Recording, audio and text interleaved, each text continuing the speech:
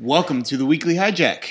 Hello, Hi. audience. That was a weird intro. I got to switch up just a little bit every time. You're distracted, I think.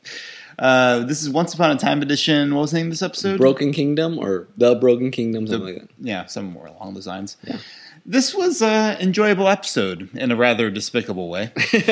Yeah, we had a lot of double crossings. We just stayed in Camelot, which we kind of had hoped for way back when we did our premiere. Yeah, that was... And they've been doing fine without doing that, but it was nice to kind of get a solid Camelot flashback. I think that was a very good choice. Storybrooke stuff can get kind of tedious when there's not a forward direction, and it was good to lay all this groundwork in, I think, for what actually happened in Camelot. It does give you, we had the issue with Arthur, and I mean, he's still evil, but it did kind of show that it comes out of obsessiveness. I mean, he's a very driven guy. At some point, he went off the rails. Yeah, they should have almost done a little bit of that earlier. That last scene in the last episode where he was like, "We'll rebuild Camelot here," shouldn't have been in that episode. They could have put it like at the end of this episode or somewhere. They must have meant it as a too early. They must have meant it as a teaser, but I think it came off weird as a teaser. And it would have come off much better now. Because you saw him become from a normal guy to an obsessive guy who would do that kind of thing. Where before you were like, where did this come from? It was weird. Like if they hadn't put that thing at the end of last episode and tacked it on here or somewhere else or just got rid of it, really. I mean, it would be fine. It was a pretty good character arc and a pretty good character study, I think. I still sort of begrudge that, not that King Arthur, even in the stories, is like a perfect king, but I don't particularly like how they set up Camelot as this great place, and then this episode basically just exposed that it's all a fraud. It sort of goes along this theme that they've been in, that where none of the protagonists are really as good as you think they are, and all the villains are just misunderstood and go on this wrong way. And it just, the longer the show goes on, the more it blurs those lines in ways that I don't particularly enjoy. Well, this one, generally I really enjoyed the episode, but they always had this theme of like, Lancelot, Guinevere, you really are destined for each other. I'm like, what? Yeah. Like, even if Arthur's ridiculous, he's still married to Guinevere. I mean, granted, it's now like a half fake. You get the magic thing, but... Well, it's sort of like there's the squicky thing from even the first season where Mary Margaret and David were attracted to each other, even though they thought David was married to... And it was always weird because, like, well, but... Even though they're actually married, they think that they aren't, and it was just is really uncomfortable, that vibe. Here, it's like, no, Arthur and Guinevere are actually married. There's no maybe about it. Yeah, they're not even unhappily married. I mean, they're magically happy. Well, I mean, it wasn't like it was a sham marriage or something like that. Everyone knows this is a story of a couple that's been, they were kids and they were together and stuff like that. They were going through a rough patch. Like, we saw they set up the story of them as young kids talking about being husband and wife and, the king and queen, which goes against her true love, the thing that could have fixed the kiss, or the kiss that could have fixed the whole thing was Lancelot? I mean, I don't think so.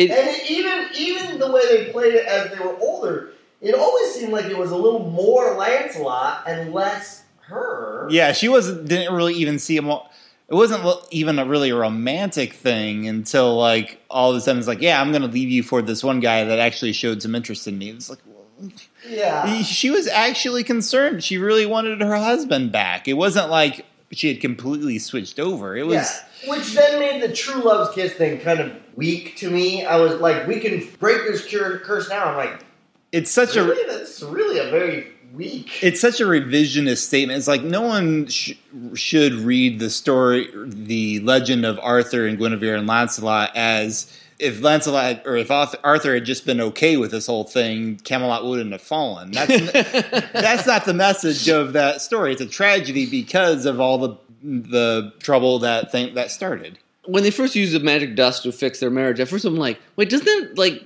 forbid one of those things about, one of the few things, fall in love from, but it wasn't really. It wasn't. I thought that too, but they got around it a little bit because she was in love with him for one. Fixing it wasn't that she wasn't in love with him or it whatnot. fixed the rift. rift. It was still a little. I did not like.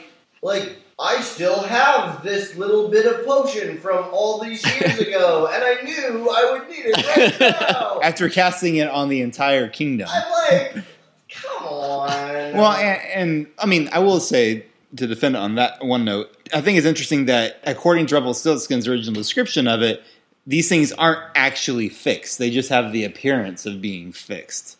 Yeah. So I will. That would be interesting to see if they stick with that definition. Yeah. Once Upon a Time is pretty good at stretching the definitions of what some of their magic does. Yeah, I'm hoping that at some point the spell will be broken, basically, and they all kind of wake up and sort of realize what happened. Yeah. I wonder if it's broken when they came in the curse. Have we seen Guinevere and Arthur in Storybrooke together? That's a good question. No, we're looking for Guinevere, aren't we? Did they find them? Yeah, they found the camp. I thought they did. Yeah. I don't know if they saw Lancelot yet. Yeah. I don't know about that. Speaking of Lancelot, wasn't that special chair around the round table his? Yes. But when was he ever there? Oh, because I made the castle afterwards. Good point. Unless it was in the tower. It could have been the Merlin's tower originally. Maybe. Yeah, well, that's still a little... I mean, a lot of Camelot is apparently fabricated in this version anyway. So, I mean, that could just be that something Arthur said to kind of keep the... He's woven a pretty tangled web here. You know what else? Apparently his knights trust him, though, apparently. Apparently. I didn't like... And they do this all the time. I don't know. It's cheap storytelling or cheap writing in a way. Like this, you blatantly... show Snow and him fighting. You blatantly go, you could not watch those, you couldn't rewatch those scenes and go, oh, he's trying to trick him. They're written in a way, or there's this thing where then when they go, oh yeah, we were just fooling you, you're like, no, you weren't. They did say the fight was real. Yeah, I don't know. I kind of bought it in this case because, partly because I thought it was cool that May Margaret and David were accomplishing and they were doing something. Yeah. And that they did at least admit that the fight was real. Because it kind of actually makes sense to me, to a certain extent, that they would fight and then kind of say, wait a second, maybe we should... Yeah, I can kind of go with, I can see where you're coming from, but he threw in the line about, oh, you give me this big fluffy chair to fool me. You think I'm going to get... You did get hoodwinked by the big fluffy chair. That's true. Yeah. Oh, no. Okay, I can go with you there. There was another thing... I can imagine him being a little vindictive at that point. But I don't know. It worked for me, I think, because I think if you had some sort of foreshadowing, then we'd be kind of suspicious of it the whole time. And I'm not sure it's that... It kind of worked for me, I don't know. Yeah, I mean, I know foreshadowing you would have been like, okay, obviously they're going to do this. But they're always on one side or the other. They completely make it so there's no way you would know. Or... it's so boldly obvious that you're like, okay. And there's never any, like mystery, like, what are they going to do? Is this the way? There's never any of that, I guess. You can see that. Yeah, I can see that a little bit. It's funny, when they were kind of making the reveal, I almost for a second thought, when they said it's not the real dagger, I thought maybe it might be Regina posing as Snow White. Oh. Because she actually sounded a little sassy, like Regina, for a second. And if you want to do Zach's thing, you could have just had some random scene with Regina doing something that we don't know what, some magic-y thing. Yeah. And then be like, oh, okay. Yeah, at the end, apparently, she'd been spending all day hiding the dagger. We could have just seen her. And we have no idea what she was actually... Well, and why... Well, I mean, it played for me fine, but I get it. Like, if your goal was to fool... The goal was to fool the king, wasn't it? Yeah. Weren't they like, hey, we can't trust the king and whatever? Then why are you completely hoodwinking Lancelot as well? I mean, I don't know. Maybe, I think they were just trying to double blind test both of them. Sell the whole thing. I don't know. I mean, all around, it was a good episode. This season's been stronger in general. Well, the first episode was awful. Well, it wasn't awful. No, it wasn't awful until the last 5 seconds. Yeah. Then it was awful. No, yeah. I mean, structurally, I think this episode really does work. It's just thematically, they keep doing some things that bug me, from my worldview perspective. Yeah. But yeah, the back and forth of the 5 year earlier and back and forth, just focusing on the Camelot and giving us, Zach halfway through was like, where's this castle come from in 5 years? I was very glad because I could have completely seen them not even there. Like, it would have disappeared or something. I'm like, 5 years is a short amount of time to build this castle. So I was glad they answered that. You know what I mean? I thought that was good. I was like, okay, it was an obvious plot hole, and I was like, oh man, they're just going to leave this go again. And no, they actually did it, which I was happy. And I'm looking forward to the Merida tutoring Rapunzel story next time. Rapunzel.